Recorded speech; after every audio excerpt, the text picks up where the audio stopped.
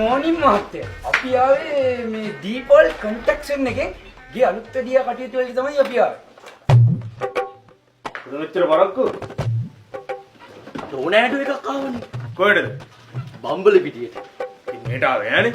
නෑ නේට ආවේ නෑ. එහෙනම් මොකද මෙච්චර වරක්කු? මේ ඩෝනෑඩු එකක් ආවා. කොහෙටද? බම්බල පිටියට. මගේ මොකද අහගෙන ගිහලා වැඩ කරාල්ලා.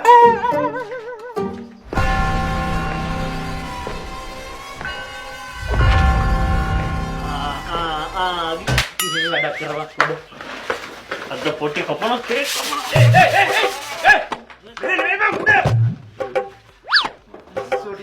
ඔය දාලා බෙදලා කෑටුන අල්ලන්න. සක්කල ගන්න. පරිස්සමෙන්. වදී.